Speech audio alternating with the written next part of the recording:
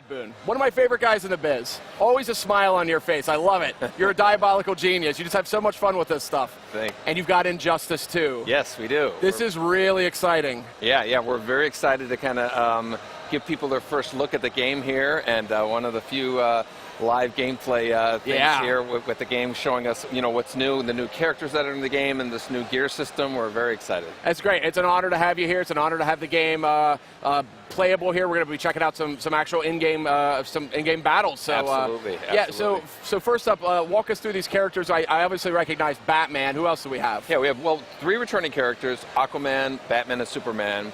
And 2 or 3 characters new to the Injustice universe: Atrocitus, who's like a Red Lantern; Gorilla Grodd, one of Flash's villains; and Supergirl, who is very much in the forefront of things lately. Yeah, she is. Yeah, so we have that and three environments, and a good demonstration of our gear system. So it's a lot of cool new stuff to show you. Awesome, and I'm sure we'll be seeing this. Man, Atrocitus looks really cool.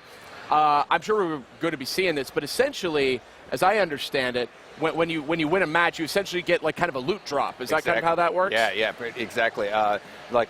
We call it a gear system, and in the simplest of terms, gear can be described as costume pieces that power up your character. So there are a number of ways. You're always going to be getting, like you said, like these drops of gear that will, a new cowl for Batman, new utility belt, new boots for Superman, and they come with it, power-ups for your character, so you can do a little bit more damage on the environments, or your attack damage is a little bit more, or your defensive blocking damage is a little more, and tons of variables, and you're constantly getting them. You're constantly deciding which ones you want to use based on the kind of Batman that you want to craft. And so effectively it's you're making your Batman, I'm making my Batman. We might meet up online, and it's yours versus mine. That's awesome. And it's different. They look different too. So that's the customization and personalization is really what kind of sets this apart from certainly the last Injustice or any other fighting game. Yeah, I've never heard of this before in a fighting game. It actually is one of those things where I never would have thought of it, but now that you mention it, it's like, I want that. I want that in my fighting game. Yeah. And I mean, Injustice, we're seeing some great footage here. This game's looking real sharp. NetherRealm, known for high production values in general, and we've seen that with Mortal Kombat X, now we're seeing it with Injustice 2. So tell me a little bit about these 2 characters we're seeing here, and some of the pros and cons that they have. Yeah, these are the two of the new characters that we've had here. Atrocitus is basically, if you think of Green Lantern, except for he's a big monster, has hate, and he has a lot of blood. He's kind of a anti-hero version of Green Lantern, but a lot meaner. Yeah. Bam! Yeah. And he's with Gorilla Grodd, who's one of Flash's villains. And Gorilla Grodd is kind of he's a gorilla, and he's had all these crazy animal-like attacks, but he also has a high intellect. So he has telekinetic abilities. He can make you beat yourself up. He can levitate in the air and stuff. And so it's a great. I think they're 2 great additions to our roster. One of the things I love about what you guys did with Injustice 1, which was a huge hit with me and my friends, we love that game. It's got such a great sense of humor. But it's still, I think we got, what are these called again? Ultimate? The transitions, yeah. Oh, the transitions. He's knocking him into another arena with a whole new kind of palette of objects that you can use in the fight. So good. Yeah. But what I think I've always loved about Injustice is, it's not just Batman and Joker or whatever. You guys kind of get down in the weeds a little bit there on the DC IP, which I think is really smart. Yeah. We love having the obviously the forefront characters, but we also love the more little less recognizable but very cool characters. And some of them we've we're hoping we can even show more people who've never experienced them, and then get them, they'll be, we'll read a comic about this guy. I know who this guy is, Exactly. And I mean, that was what Injustice 1 was for me. There's so many characters there. I said, that's a DC character? Yeah. I never even heard of that guy. Yeah. But he ended up being super cool, and ended up really kind of grabbing onto him. So here we have Aquaman. I think Injustice 1, that's great. The little taunt before they fight. Yeah. Aquaman in the original Injustice, the most badass Aquaman of all time. Yeah. Easily my favorite character in the game. Yeah. Because I'm a little bit cheap. I love his strikes where he can strike anywhere on the screen.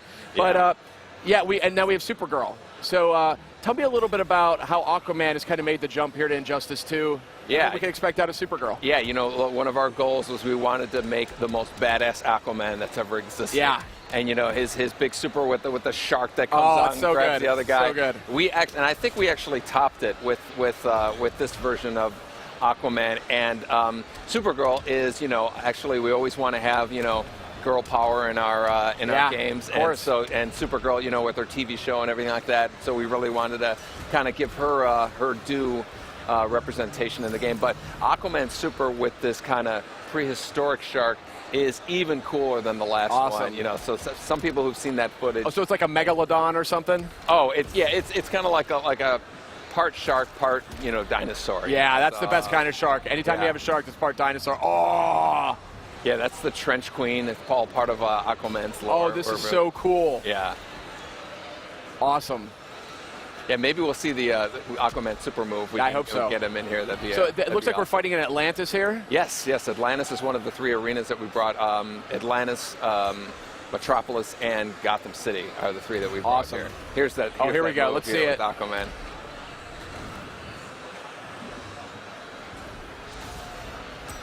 Bam. Oh, now I see the dinosaur. That's crazy.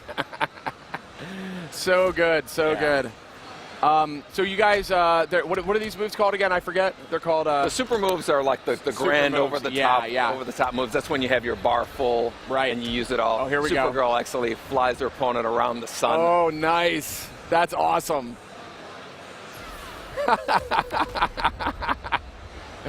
I could watch it all day. That's great. Yeah. And you guys must have, when you were making Injustice 2, you must have thought about, hey, do we do a fatality type of system? And I think it's interesting that you kind of took this route instead, because they're a lot of fun to pull off. Yeah, there's a lot of stuff that just, we're the studio that makes Mortal Kombat. Right. And so, there are things that we really didn't want to feel confined to, the block button, fatalities, and all that. And, this is a T-rated game. So we don't want to do all the crazy stuff. That's for Mortal Kombat. Yeah, exactly. We're a little bit more like it's a little simpler. It's back to block. It's not holding the block button. So we really want this game to be its own kind of entity with its own rules and its own kind of feature set. Mm-hmm. And with the sequel, we were kind of like, okay, of course we're going to bring back the favorite characters. Of course we're going to expand the roster, but we wanted to do something that was unexpected. That's kind of the whole gear system that comes into play. Which is, I think is going to work out real nicely. It's a great way to keep people playing. And, I still love these little character selection, taunt, trading blows thing. That's great. And I've been a big fan of your games for a long time. I loved Mortal Kombat vs. DC. I loved Mortal Kombat, the reboot, Mortal Kombat X, Injustice.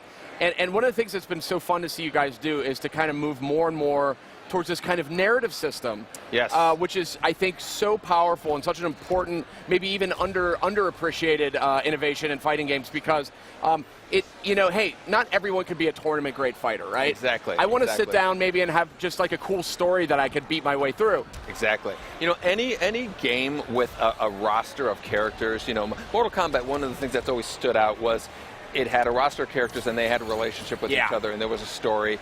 And so we started presenting it with the cinematic, method where the player participates in the fighting. And so when we did Injustice, again, it's a perfect marriage. You have Superman and Batman and Aquaman, and they're not talking to each other, they're not acknowledging each other. Yeah. That's a waste of such a great, opportunity with them. So, we did in Injustice and in Injustice 2, we're going to have a really deep cinematic story experience, like watching a movie. Yeah. And or a really good TV show, maybe. Exactly, and participating in the fights. Which is so cool. I love the one in Mortal Kombat X. Mortal Kombat 9 or Mortal Kombat the reboot, that was a revelation.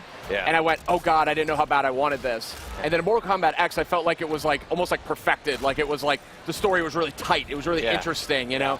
And obviously the Warner Brothers and the DC franchises here, they give you a lot of room to play with. It was great. We actually managed to carve out our own slice of the multiverse and say, okay, in our world, this is our version. Exactly. That's in our great. world, Superman is a tyrant. That's and awesome. These bad things happen to him. and and we have our story arc going. When we the last game, Batman put Superman in prison. Yeah. And we're going to continue that storyline and find out what happens after that. It's been fun to create all that stuff. So where is Superman these days? What's he up to? Well, when we last left him off, he was in prison, and as you might guess, since he's in the game, he may get out. So I wonder if he could get out of that prison. Right, in some capacity.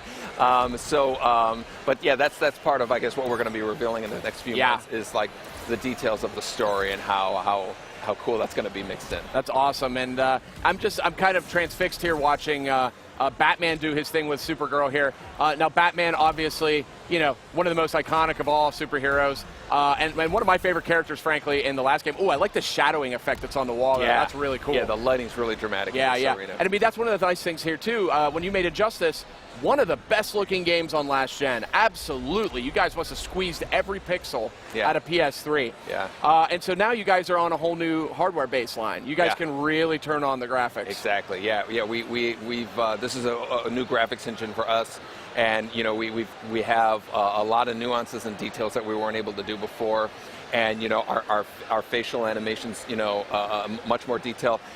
Characters come out just like in Mortal Kombat X. Yeah. They talk to each other, and they reveal part of their history. So a lot of times, two people will say something to each other that's related to Flashpoint story or Killing Joke or something like that. I love that. And people love those little nuggets of nods to previous stories. Yeah. Yeah. Now, one of the things that's so great about Mortal Kombat, and then especially Mortal Kombat X, you guys have been so good about supporting these games post-launch with really cool characters. So just kind of want to pick your brain. Do you think a similar strategy is going to apply to Injustice too? Absolutely. And actually, it's been a progression. If you look back to Mortal Kombat 2011, we had 4 DLC characters that we released. Injustice had 6 DLC characters that reached out. Mortal Kombat X had 8 characters, so you can see where we're going as far as our, we really want the games to be supported not only with DLC characters, but with, in tournaments and prize pools and all that stuff like that. So that's been a great part of making it too. It's super important, and Ed, you guys, once again, you're doing fine work here as always. So really glad to have you by. PlayStation Livecast here as we're sitting down seeing all the best and brightest at E3, Injustice 2 clearly among that group. So thanks again for coming by. It wouldn't be an E3 for our company without coming to visit you guys. I appreciate that, and I'm going to be talking more soon with you, I think. Yep. We're going to see